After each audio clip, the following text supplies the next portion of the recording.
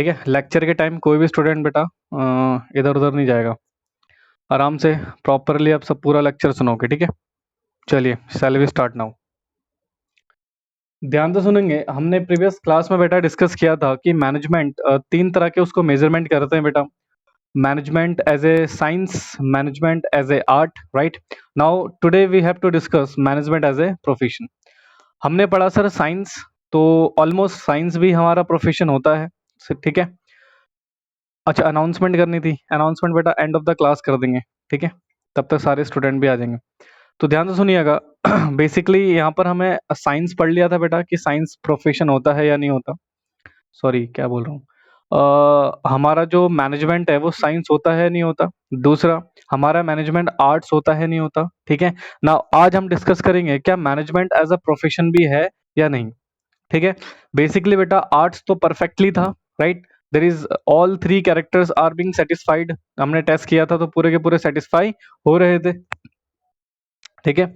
Science में भी almost almost बेटा एप्लीकेबल थे, बस कुछ पॉइंट में थोड़ा सा मिसमैच हो रहा था, बट हम कह सकते हैं साइंस को हमने इनएग्जैक्ट मैनेजमेंट में कंप्लाई किया था, राइट। वैसे ही हम प्रोफेशन को भी डिस्कस करेंगे कि प्रोफेशन कैसे हमारा बेटा मैनेजमेंट के टर्म्स को अप्लाई करता है या नहीं करता। तो क्या ये हम कह सकते हैं मैनेजमेंट प्रोफेशन होगा या मैनेजमेंट प्रोफेशन नहीं होगा, ठीक है। तो ऑब्वियस सी बात है, जैसे कि हम पढ़ते हुए आए बेटा शुरू से ही, कि सबसे पहले हम उस टर्म्स का मीनिंग समझते हैं जिसको हमें मैनेजमेंट में अप्लाई करना होता है।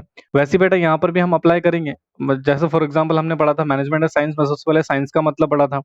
हमने मैनेजमेंट एज आर्ट में हमने पहले आर्ट्स का मतलब समझा था। Now today will discuss the first, the profession क्या होता है। Before applying the management profession है या नहीं है, तो उसको हम बेटा यहाँ पर एक कंक्लूजन लेके चलते हैं कि प्रोफेशन क्या होता है। तो प्रोफेशन को पहले हम डिस्कस कर लेते हैं, then after will discuss the next concept, ठीक है। तो ध्यान से सुनेंगे बेटा, आज का टॉपिक हम स्टार्ट कर रहे हैं। तो देखो, टॉपिक है हमारा मैनेजमेंट एज प्रोफेशन और प्रोफेशनलाइजेशन ऑफ अ मैनेजमेंट, ठीक है। यानी कि यहाँ पर हम मैनेजमेंट का पूरी तरीके से प्रोफेशनलाइजेशन क्रिएट करेंगे, ठीक है जी। चलिए, तो firstly let understand the meaning of profession. सबसे पहले बेटा हम प्रोफेशन का मतलब समझते हैं। प्रोफेशन क्या होता है। देखो, हर बार की तरह बेटा before I start the lecture, या मैं आपको प्रोफेशन का मतलब समझाऊं, तो मैं आपसे जानना चाहूंगा what do you mean by profession. Obvious सी बात है, आपका पार्टिसिपेशन डेफिनेटली बेटा बेटर रहेगा कि हम इस चीज़ों को बेटर क्लियर कर पाएं। तो जो भी आपको मीनिंग इसका आता हो बेटा प्रोफेशन का, in your point of view, या जो आपने सुना है बेटा, तो मुझे जरा बताओ कि प्रोफेशन हमारा क्या होता है। What we consider with the profession. चलिए स्टार्ट।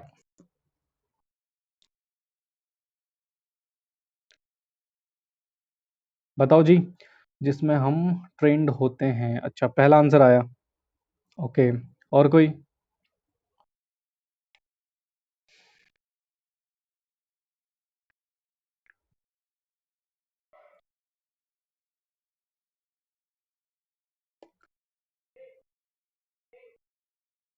जिसमें हम, जिसका पास स्पेशल नॉलेज एंड स्किल होती है, ओके। और कोई? जिसमें सर्विस प्रोवाइड करते हैं, अच्छा। और कोई और कुछ कहना चाहेगा बेटा? जब कोई सर्विस देता है, स्किल, ठीक है। A person with specialized knowledge in their activity, okay। ठीक है, ठीक है। There is need of knowledge, okay. यानी कि सीधी सी बात है बेटा, ऑलमोस्ट सभी स्टूडेंट को यह लगता है कि सर एक पर्सन के पास, जिसके पास स्पेशलाइज नॉलेज हो, उसको हम प्रोफेशन कहते हैं, ठीक है। तो बेसिकली ऑब्वियस ही बात है, आप बिल्कुल सही हो, करेक्ट हो। तो यही पॉइंट बेटा हमें यहाँ पे डिस्कस करना है। देखो, the nature of management given raise the important question whether management is profession और नॉट, ठीक है।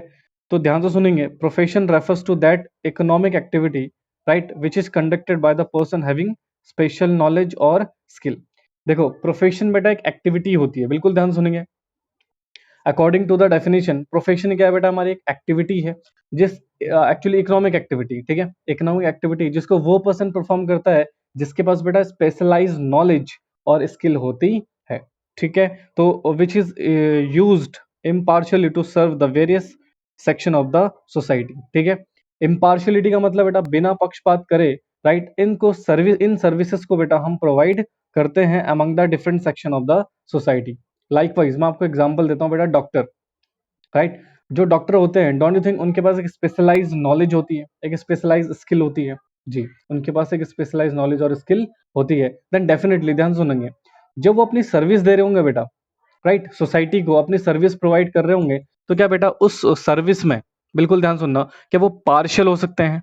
यानी कि किसी पर्सन का वो बेटर इलाज कर रहे हैं बट किसी पर्सन का वो लाइटली ले रहे हैं? नो, यानी कि उनको इम्पार्शियल होकर बेटा अपनी प्रोफेशनल सर्विस प्रोवाइड करनी पड़ती है। जैसे लॉयर है बेटा, राइट, अगर कोई क्रिमिनल भी है जिसने क्राइम भी किया है बट कोई लॉयर बेटा उसको डिफेंड कर रहा है, ठीक है, तो that is the duty of that lawyer कि वो उसके साथ इम्पार्शियल तरीके से बेटा क्या करेगा, सर्विस प्रोवाइड करेगा। CS, company secretary, chartered accountant, इन सबको बेटा सर्विस प्रोवाइड करनी होती है सोसाइटी को, देन डेफिनेटली ये अपनी सर्विस को बेटा बिना पक्षपात करे सोसाइटी को प्रोवाइड करेंगे। ठीक है, कोई भी पक्षपात इनका नहीं होना चाहिए। तो ऑब्वियस सी बात है, एक मीनिंग निकल के आता सर, प्रोफेशन वो इकोनॉमिक एक्टिविटी है, बिल्कुल ध्यान सुनेंगे बेटा, प्रोफेशन वो इकोनॉमिक एक्टिविटी है जो जनरली बेटा एक पर्सन कंडक्ट करता है, एक पर्सन बेटा उसको कंक्लूड करता है, राइट, कैसे? इम्पार्शियली, उसको यूज करता है बेटा impartially to the providing to the service to the among the society. ठीक है, सोसाइटी को बेटा सर्विस प्रोवाइड करते वक्त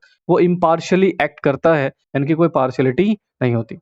तो इस तरह के पर्सन को बेटा हम क्या बोलते हैं? प्रोफेशन। ठीक है, यानी कि प्रोफेशनल, और जो वो एक्टिविटी कर रहा है दैट इज प्रोफेशन। अच्छा, एक एग्जांपल, एक छोटा सा क्वेश्चन मेरे माइंड में आया बेटा, लेट मी आस्क यू, क्या ये जरूरी है कि जो पर्सन प्रोफेशनल है वो पढ़ा लिखा भी हो? यानी कि sir literacy is important to a profession और नॉट? पढ़ना लिखना क्या एक प्रोफेशनल के जरूरी है? समवन से यस, समवन से no, yes, no sir, yes sir, yes sir, no sir, यानी कि ऑलमोस्ट बच्चों के आंसर 50-50% है, कुछ कहते हैं यस सर और कुछ कहते हैं नो सर। ठीक है, done, I get the answer. अब सुनना ध्यान से बेटा, एक बात बताओ, एक कारपेंटर है, बिल्कुल ध्यान से सुनेंगे, एक कारपेंटर है जिसका काम क्या है बेटा? दरवाजे बनाना या कुछ भी बेटा, वट एवर, जरूरी है बेटा वो एक पढ़ा लिखा बंदा हो?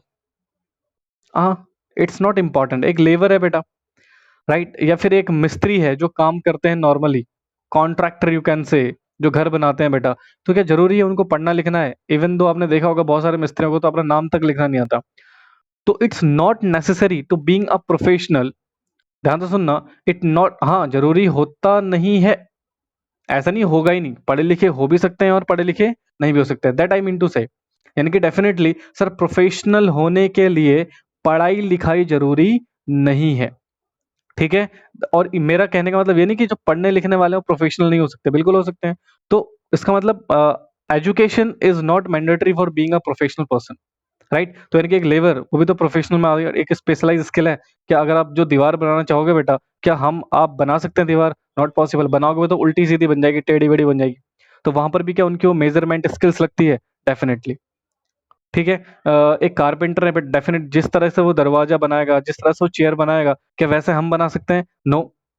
तो क्या वहां पर स्किल नहीं लगती? क्या वहां पर स्पेशलाइज नॉलेज बिल्कुल लगती है? बट क्या ये जरूरी है वो कारपेंटर, वो लेबर, वो मजदूर पढ़ा लिखा हो? No, it is not necessary. तो एजुकेशन बेटा नेसेसरी एलिमेंट नहीं है प्रोफेशनलिज्म के लिए। हाँ, जैसे सीए है, सीएस है, लॉयर है, डॉक्टर है, यहाँ तो बेटा पढ़ाई लिखाई नेसेसरी है, मैंडेटरी है। बट कुछ ऐसे प्रोफेशन भी हैं बेटा जहां पर हमें पढ़ाई लिखाई की रिक्वायरमेंट नहीं है। It is not required to being a educated person to being a professional in some cases. ठीक है, तो this is the answer. I hope so आपको समझ में आया हो। हाँ जी, are you clear with this? आपको प्रोफेशनल का मतलब समझ आया बेटा?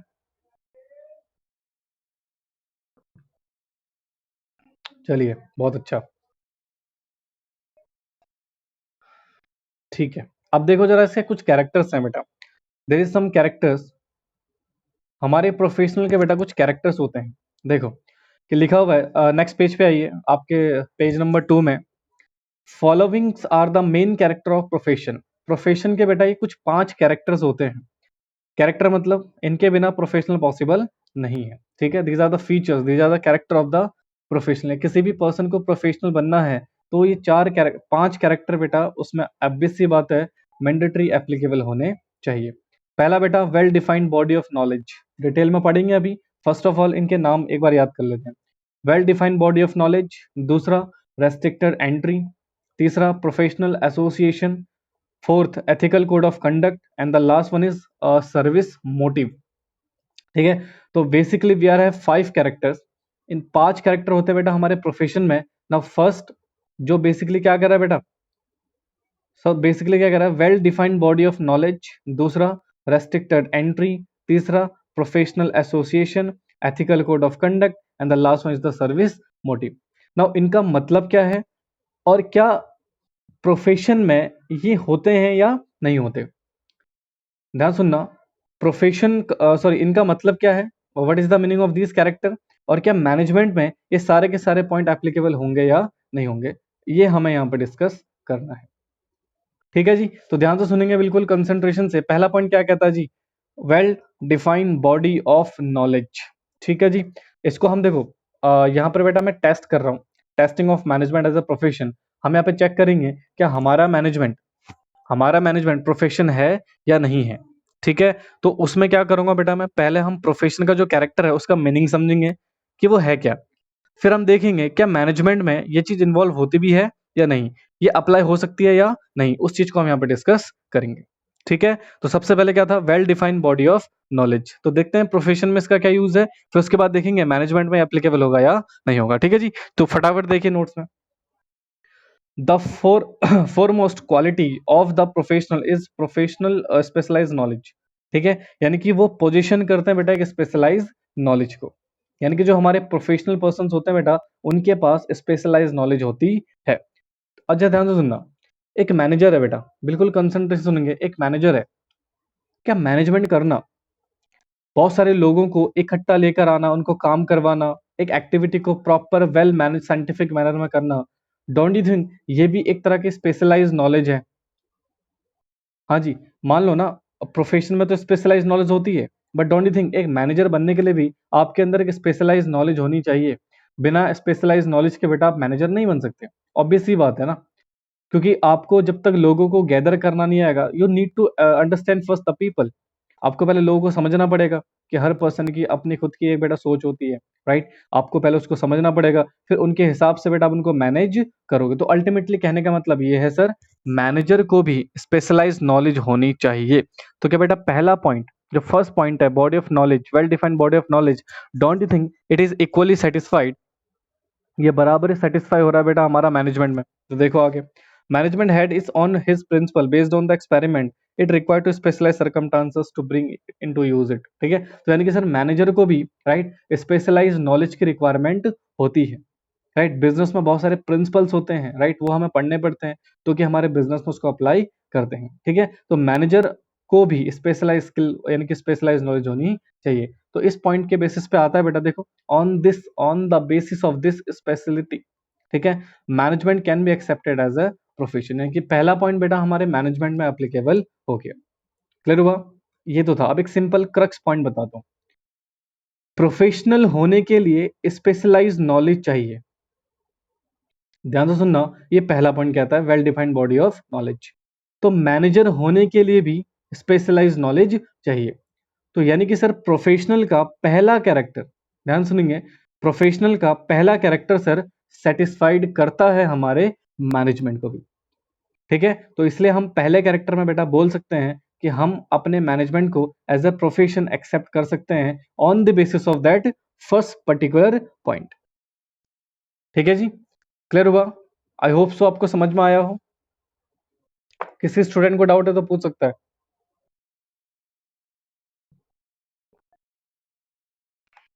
Anyone who has doubt?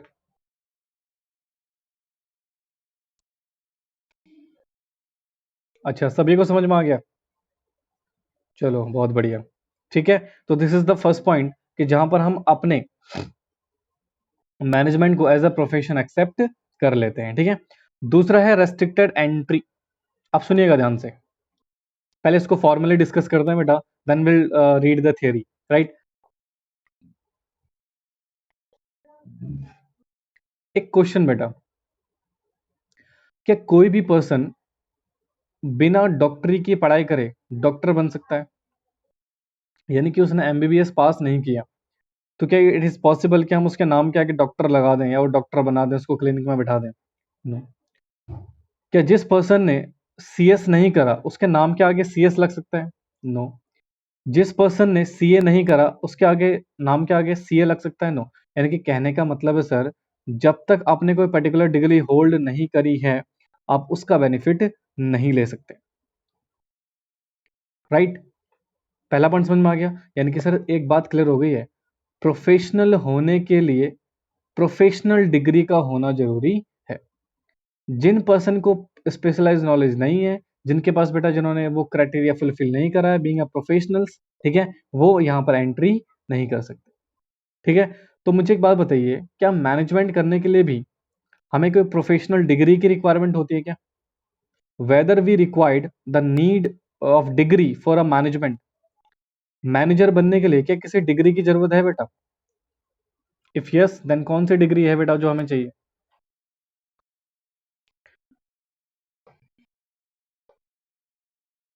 No, no बेटा, प्रोफेशनल डिग्री मैनेजमेंट के केस में हमें रिक्वायरमेंट नहीं होती।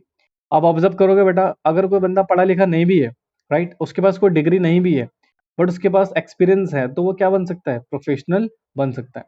ठीक है, तो वहां पर बेटा कोई स्पेशलाइज डिग्री की रिक्वायरमेंट नहीं है, कोई ऑथेंटिकेशन की जरूरत नहीं है कि हाँ जी I have a specialize knowledge in the field of management. ठीक है, आपने कोई बिजनेस शुरू करा, लेट अस अज्यूम आप में से किसी ने बेटा अपना बिजनेस शुरू करा, तो क्या स्टार्टिंग में आप मैनेजर किसी बाहर वाले को अपॉइंट करोगे? आप ही करोगे मैनेज बेटा। क्या आपको एक्सपीरियंस था मैनेज करने का? नहीं, फिर भी कर रहे हो। तो दैट इज द पॉइंट कि सर मैनेजमेंट के लिए ना किसी प्रोफेशनल डिग्री का होना जरूरी नहीं है कि आपके नाम के आगे सीए लगे या नाम के आगे सीएस लगे तो ही आप सीएस का काम कर सकते हो, आपके नाम के आगे डॉक्टर लगे तो ही आप डॉक्टर का काम कर सकते हो, you are being a LLB graduate तभी आप लॉयर बन सकते हो। राइट? तो the point being sir, professional degree में तो प्रोफेशनल बनने के लिए डिग्री की रिक्वायरमेंट तो होती होती है। सॉरी, बट मैनेजमेंट के लिए ऐसी कोई डिग्री की रिक्वायरमेंट नहीं होती। तो क्या पहला पॉइंट तो सेटिस्फाई हो गया था?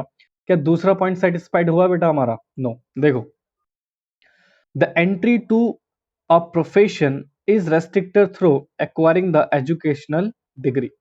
ठीक है, एजुकेशनल डिग्री बेटा यहाँ पर हमें रिक्वायरमेंट होती है। लाइक वाइज देखो example, degree of LLB, CS, CA, CMA, doctor etcetera. ठीक है, but the management not required to any such degree. ऐसी कोई डिग्री बेटा स्पेसिफाई नहीं है कि स्पेशली अगर आपको मैनेजर बनना है तो आपको स्पेशलाइज डिग्री को ऑब्टेन करना पड़ेगा। No, that is not necessary.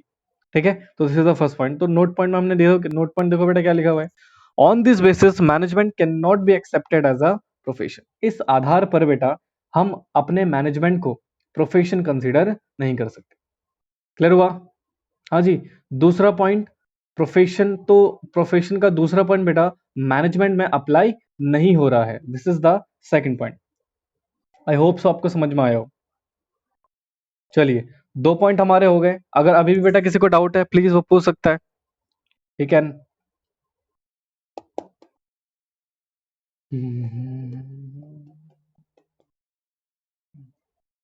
चलिए, आई थिंक कोई डाउट नहीं बेटा किसी का। ठीक है, फर्दर मूव करते हैं। अगला पॉइंट है बेटा प्रोफेशनल एसोसिएशन। सुनो जी, ये क्या होते हैं? देखो, कोई भी प्रोफेशनल होता है ना, उसको एक रिप्रेजेंटिंग एसोसिएशन होता है बेटा।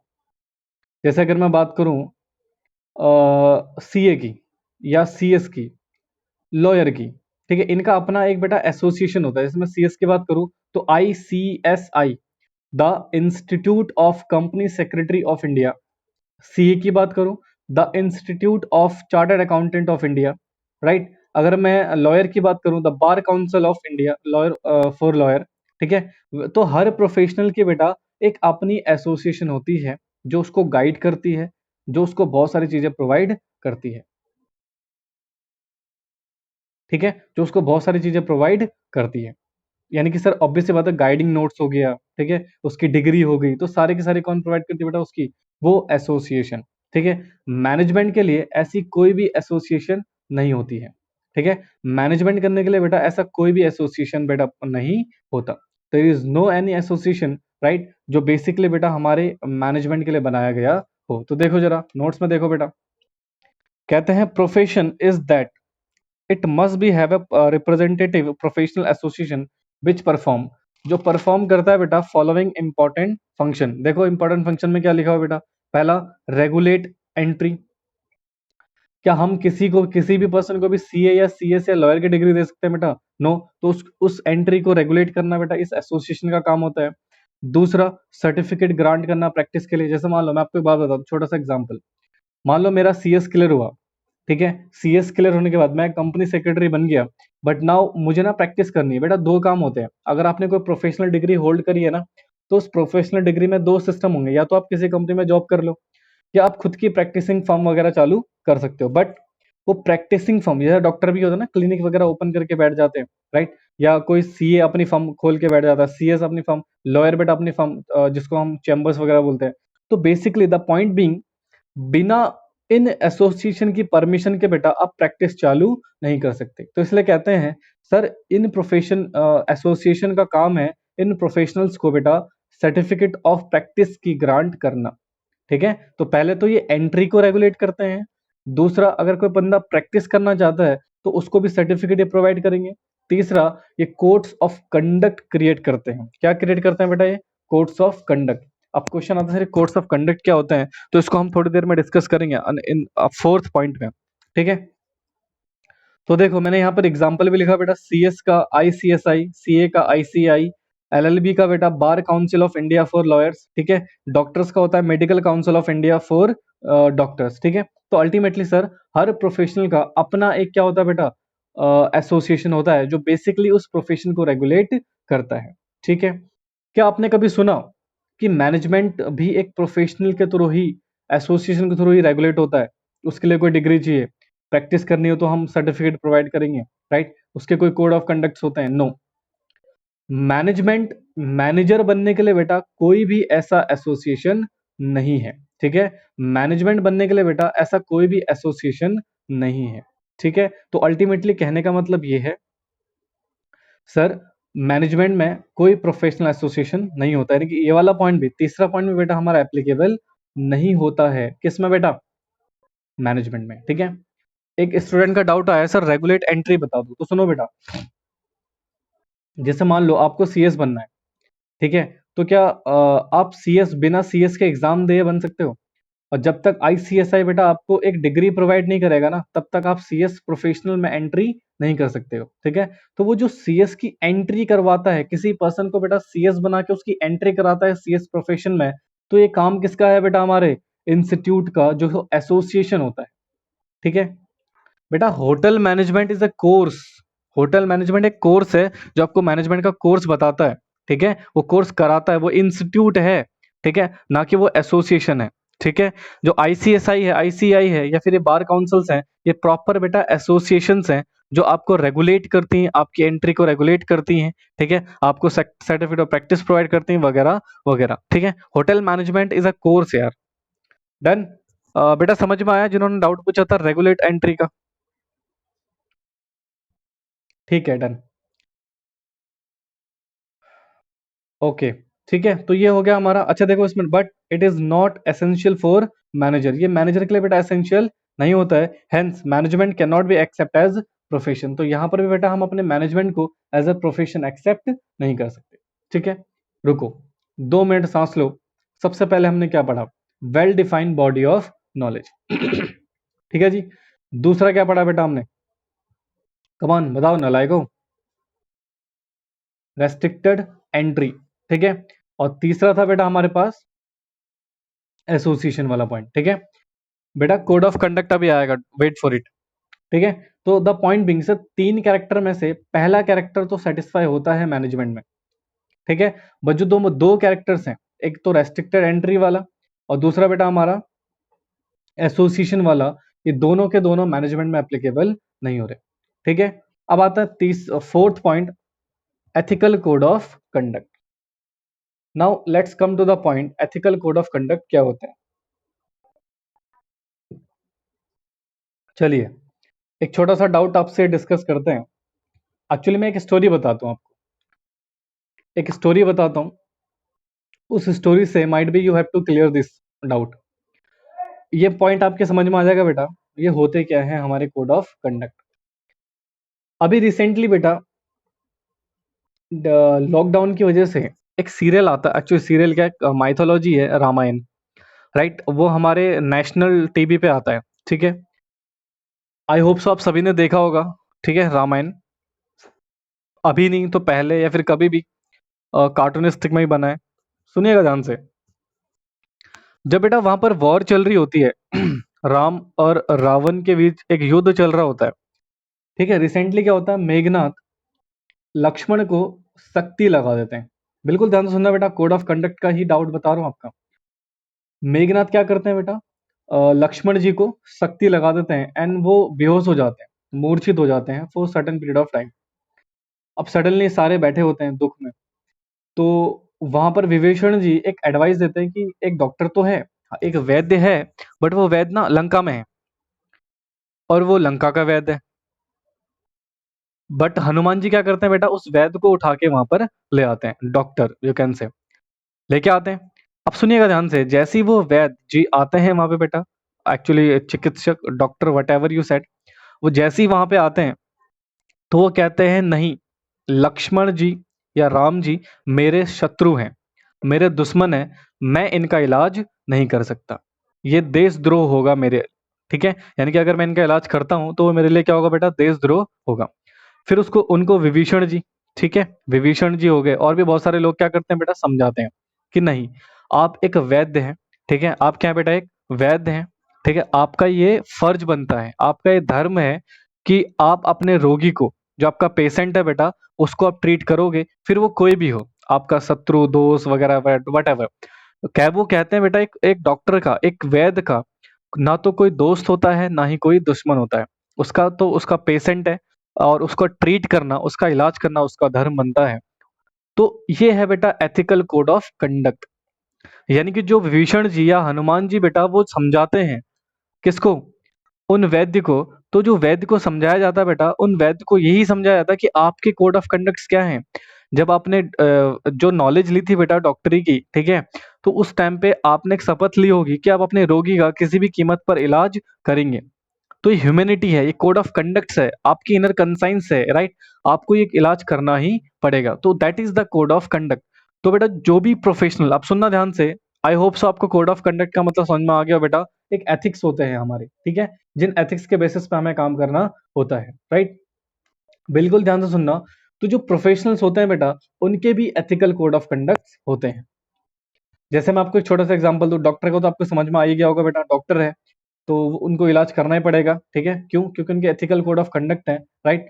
तो दिस इज द सिचुएशन कि उन्होंने शपथ ली है, कसम खाई है कि वो इलाज करेंगे। पुलिस वाले हैं बेटा, या फिर आपका सीए है या सीएस है, इनको स्पेशलाइज नॉलेज है, ये अपनी नॉलेज का दुरुपयोग ना करें और जितना भी काम करेंगे सोसाइटी के भले के लिए करेंगे। तो ultimately these are the code of conduct कि आप अपनी नॉलेज का गलत फायदा नहीं उठाओगे और वही काम करोगे जो सही है, राइट, अपने कोड ऑफ कंडक्ट के हिसाब से। तो ये होते हैं बेटा हमारे एथिकल्स कोड ऑफ कंडक्ट। एक बार डेफिनेशन देख डेफिनेशन देख लीजिए।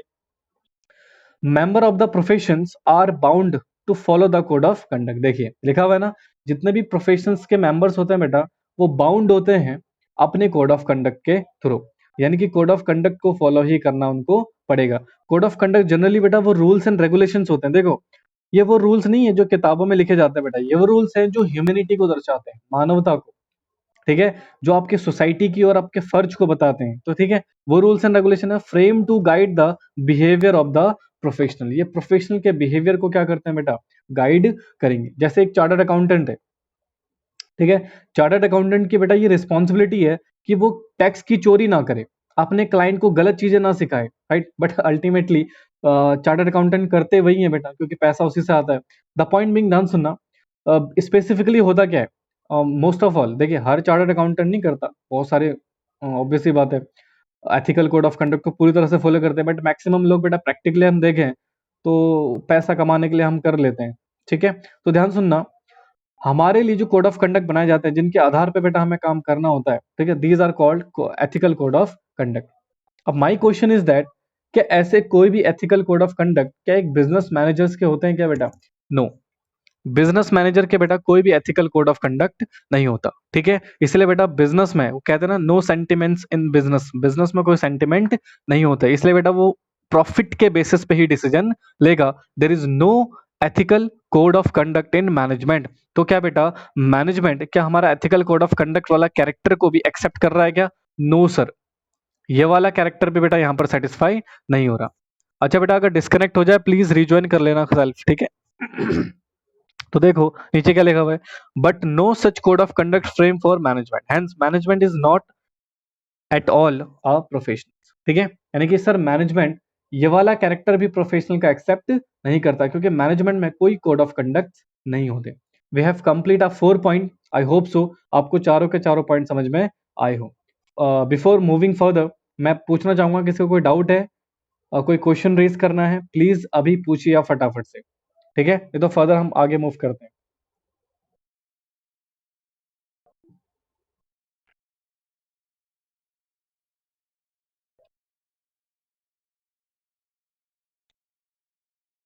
ओके, सभी को समझ में आ गया?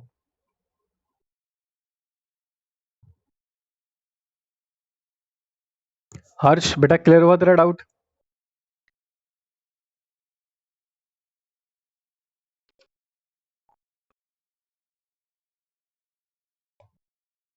ठीक है, डन।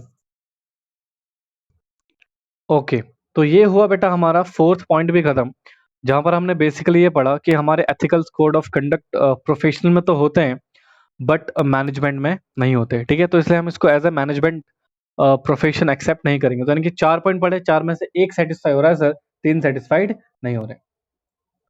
आई होप सो आपको समझ में आ रहा हो, ठीक है। अब आइए फिफ्थ पॉइंट में, सर्विस मोटिव।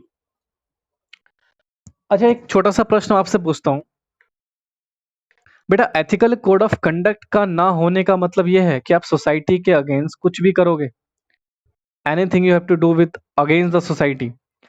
अगर मान लीजिए मैनेजमेंट के लिए हमने कोई कोड ऑफ कंडक्ट सेट नहीं किए हैं, तो क्या वो सोसाइटी के लिए कुछ भी कर लेंगे? जस्ट होल्ड ऑन, रिकनेक्ट करना पड़ेगा।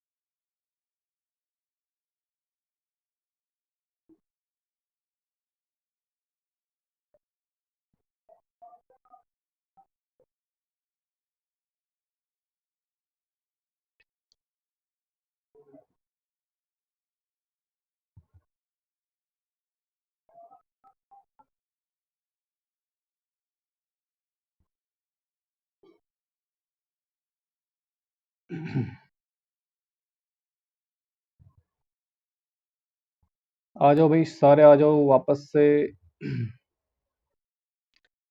वॉइस आ रही बेटा सभी को?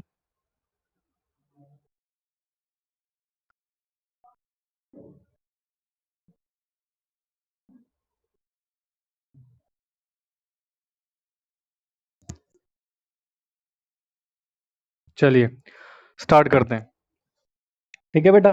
तो मेरा एक क्वेश्चन था आपके आपसे कि सर क्या यहाँ पर बेसिकली जो हमारे क्या बोल रहा था मैं भूल गया, यानी कि हाँ, एथिकल कोड ऑफ कंडक्ट का ना होना क्या मैनेजमेंट को पूरी छूट देता है सोसाइटी के अगेंस्ट कुछ भी कर देने के लिए? हाँ, तो क्या उसकी सोशल रिस्पॉन्सिबिलिटी होगी बेटा मैनेजमेंट की भी? लाइकवाइज जैसे बेटा हमारी प्रोफेशनल्स हैं, ऑब्वियस सी बात है, इनकी सोशल रिस्पॉन्सिबिलिटी होती है, तो क्या साइमल्टेनियसली मैनेजमेंट के भी कुछ सोशल मोटिव्स होंगे? हाँ, ऑब्वियस सी बात है, आपका सर्विस मोटिव है और सर्विस में बेटा आप सोसाइटी के वेलफेयर को भी ध्यान में रखोगे, यानी कि बेटा आपने सर्विस देना है, ठीक है, तो आपने कोई डिसीजन लिया जो सोसाइटी के अगेंस्ट है, तो इस तरह के आप कोई भी डिसीजन को नहीं लोगे, ठीक है। देखिए बेटा आगे, service motive, the main feature of the profession, ध्यान सुनना, the main feature of the profession is to be serve society, ठीक है। प्रोफेशन का जो मेन फीचर होता है बेटा वो क्या होता है, सर्व टू द सोसाइटी, यानी कि सोसाइटी को सर्विस प्रोवाइड करना। तो कहते हैं though there is not a code of conduct for management, code of conduct are not for the management but it's social responsibility of being a stress, ठीक है, hence management accept as the profession. देखिए बेटा हमारा basic point ये है, management के भले code of conduct नहीं होते बट सोसाइटी के लिए बेटा उसको भी एक्टिविटी करनी पड़ती है, उसकी बेटा सोसाइटी को लेकर सोशल रिस्पॉन्सिबिलिटी उसकी भी है, तो इसलिए सर्विस मोटिव बेटा यहाँ पर हम उसको कंसिडर करेंगे, ठीक है। प्रोफेशनल का मेन काम क्या होता है, सोसाइटी को सर्विस देना, तो वैसे बेटा मैनेजमेंट का भी राइट सोसाइटी की तरफ कुछ सोशल वेलफेयर होता है, तो वो भी बेटा सोसाइटी के लिए बेटा सर्विस प्रोवाइड कर सकते हैं, तो इसलिए बेटा ये वाला पॉइंट बेटा हमारा मैनेजमेंट में एक्सेप्टेबल होता है, ठीक है। आई होप सो आपको समझ में आया हो। 5 पॉइंट में से बेटा फर्स्ट और लास्ट, फर्स्ट और लास्ट बेटा अप्लाई हो रहा है मैनेजमेंट में, बाकी के 3 अप्लाई नहीं हो रहे, ठीक है ना। माय क्वेश्चन इज दैट क्या हम इसको एक्सेप्ट करें एज ए मैनेजमेंट या ना करें, management as a profession accept करें या ना करें।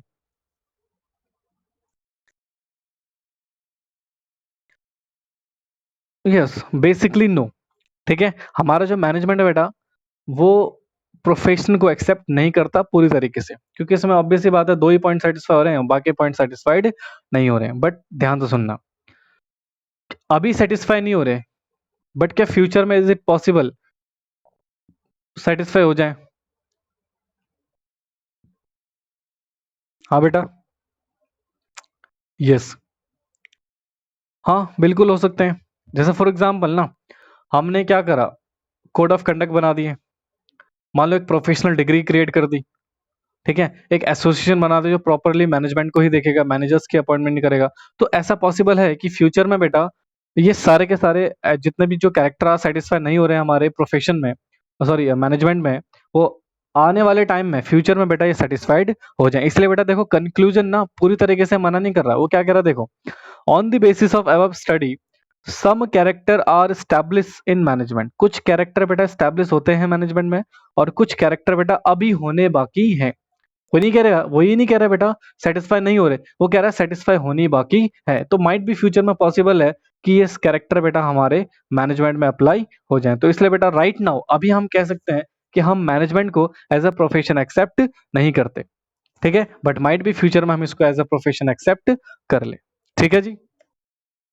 समझ आया होगा आई होप सो आप सभी बच्चों को।